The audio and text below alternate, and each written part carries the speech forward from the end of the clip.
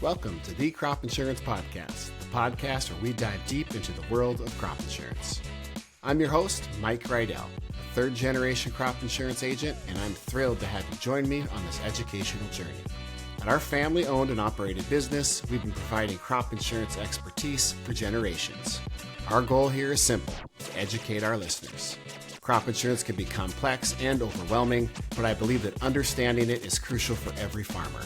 So whether you're a seasoned farmer looking to stay updated or a newcomer seeking guidance, this podcast is for you. Let's take a moment to thank some of our sponsors of the Crop Insurance Podcast. Our title sponsor, McNeil Insurance Agency, are probably your greatest insurance agents ever. They specialize in federal crop insurance and have since 1979. To visit their website, go to www.greatestagencyever.com. The McNeil Insurance Agency is a proud partner with the Crop West Insurance Group.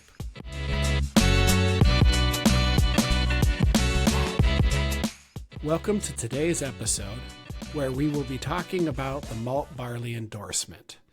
Now, if this is your first time tuning in, you may want to go back and look at some of our previous episodes as we're building off some other concepts.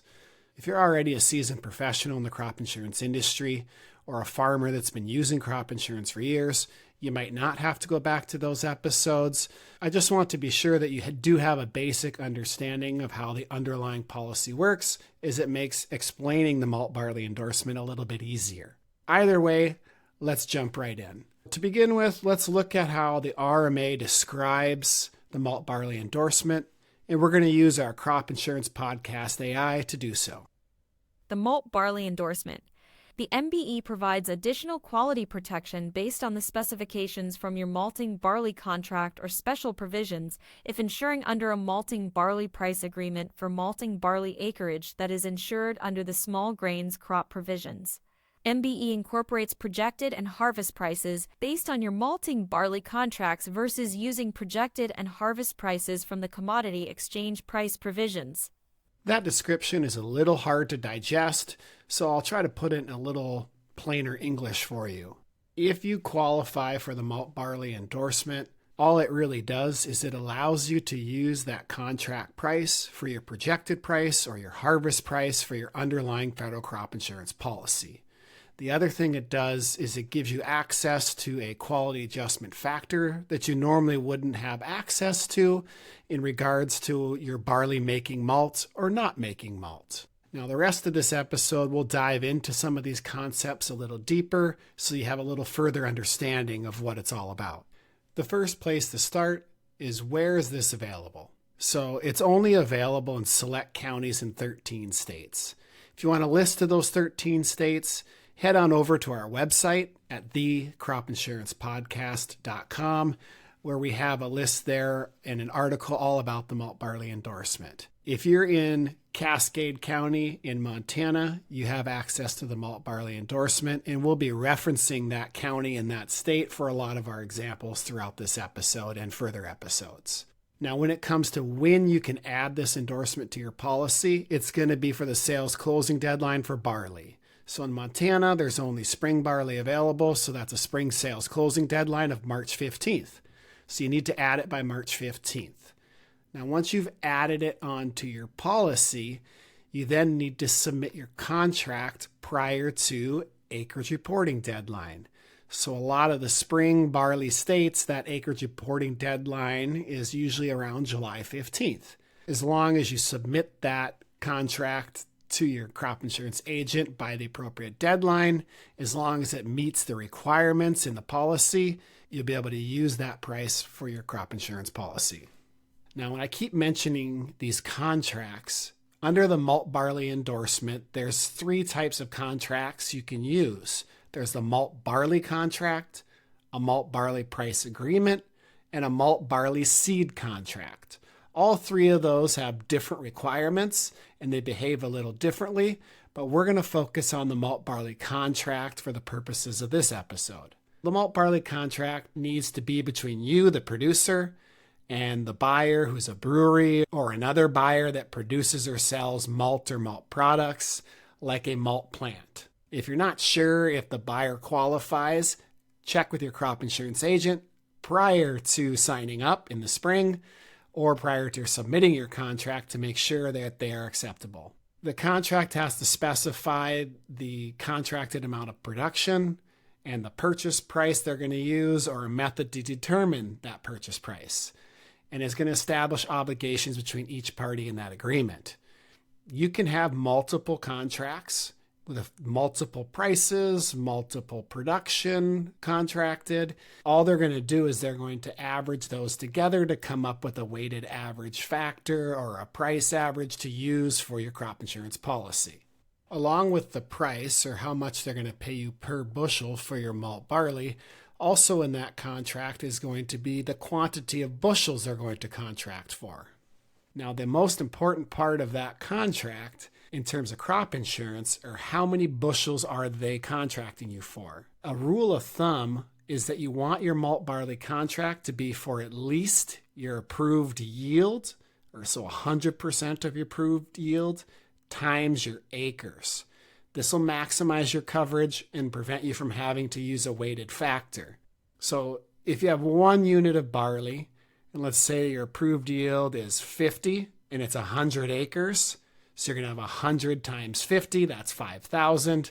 You'd want to make sure that your contract is for at least 5,000. Now, if your approved yield is 50 and you have 1,000 acres, you want to make sure it's for 50,000 bushels. If for some reason your contract is for less than 100% of your approved yield, then that's fine. All they're going to do is do the math to have a weighted factor. And the way they word it is they have contracted acres and non-contracted acres. And so they take those two groups and they combine them and do some math formulas that we'll go over in a later episode.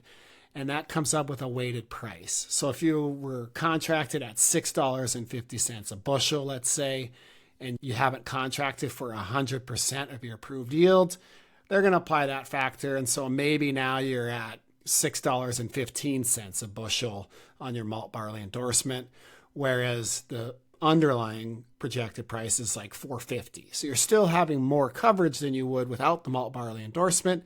You're just not getting 100% of that price that your contract has because you didn't contract enough bushels. So that doesn't make you ineligible for the program. It just changes how much your coverage is for. So now that we understand how the contract works with your policy, now how does the policy itself work? So whether you're in revenue protection or yield protection or revenue protection with harvest price exclusion, your projected price, so the foundation of your policy, is going to be that contracted price, whether it's weighted or unweighted. That's going to be how you figure out your guarantee and your premium.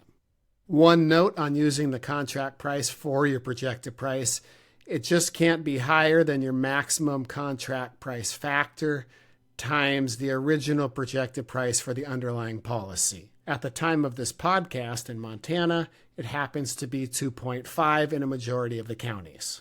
You will always use the lesser of the maximum contracted price factor times your projected price or your contract price.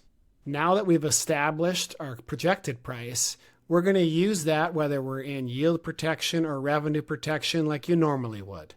Now, if you're in yield protection, you're done. There is no harvest price. You're just going to use that projected price all the way through to calculate if you have a loss or not. If you're in revenue protection, you do get to use a harvest price, and it just works a little bit different than the underlying policy. In the underlying policy, the projected and harvest price are just derivatives of a corn price, whereas under the malt barley endorsement, you're using soft red winter wheat. However, it does take into account your contracted price. They are going to take your contracted price minus the soft red winter wheat projected price, and then they're going to add the soft red winter wheat harvest price. Now that dollar amount may go up, may go down, and that'll either help trigger a loss or raise your guarantee depending on what that price does, just like a normal increase or decrease in harvest price works with regular revenue protection. Something to keep in mind is that depending on what your contract price is, that will affect what your harvest price is compared to your neighbors. You're still going to use the same calculations to determine it, but depending on where you start with your projected price will determine where that harvest price ends up. You are now factoring your potential loss based on your contracted price when you have the malt barley endorsement, so now you get to take advantage of that higher price by having the endorsement. While this is a great benefit to having the malt barley endorsement, it's not the only benefit you get when you add this endorsement to your policy. The other big benefit of having the malt barley endorsement is that you now gain access to the quality adjustment factor that's based on how your end buyer receives your barley, whether they reject it all as feed, or they take it all as malt, or they take it at a discounted price. You now can use a quality adjustment factor and apply it towards your production to count when factoring a loss. In other words, prior to having the malt barley endorsement, if your barley did not make malt and the end buyer rejected it, there would be no quality adjustment factor applied towards your production. With this endorsement, you'll now get to use a quality adjustment factor based on it not making malt. If you've heard about the malt barley endorsement before and have been curious about it, or have heard other people talk about it, one of the hesitations people have is once you get to the end of the insurance period, which is typically harvest, you have a 90-day window to get that sample from your field to the maltster. They either accept it or reject it, and that's when you get to use that quality adjustment factor we just spoke about. However, it has to be within that 90-day window. Now, if you're not within that 90-day window of getting that acceptance or rejection letter from the end buyer, it will be assumed that all of your barley made malt and you will not have access to that quality adjustment factor. You'll still get to use that higher projected and harvest price than you would if you didn't have the malt barley endorsement, but you won't be able to use that quality adjustment factor. Another key factor of the malt barley endorsement is that it follows your crop insurance policy's underlying unit structure.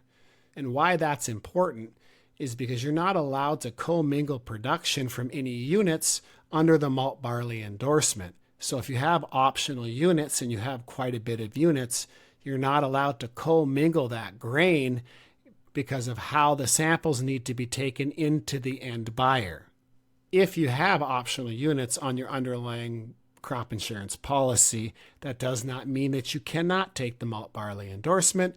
It just means you have to take additional steps to make sure that you're compliant when it comes to a loss scenario. If any of your barley is rejected from the end buyer and declared as feed, you do need to dispose of that production by the next applicable sales closing deadline, which in this example for spring barley in Montana, that next applicable sales closing deadline would be March 15th. Anytime you have malt barley that's rejected, you will then use those numbers to determine if you have a quality adjustment factor under the malt barley endorsement. You will then carry out your normal loss adjustment procedures based on your overall production, your projected and harvest price differences to see if you have a loss on your underlying policy. The difference is, with the malt barley endorsement, you'll now get to use that quality adjustment factor, which if there was barley rejected, you could then potentially lower your production to count, which would in turn increase your loss payment. The other thing to keep in mind is that any sort of other quality adjustment factors found in the small grains policy would be applicable as well, thereby reducing your production to count even more, and in turn increasing your loss payment as well. I know that's quite a bit of information to digest, but to briefly summarize, by adding the malt barley endorsement, you get access to a higher projected and harvest price than you normally would.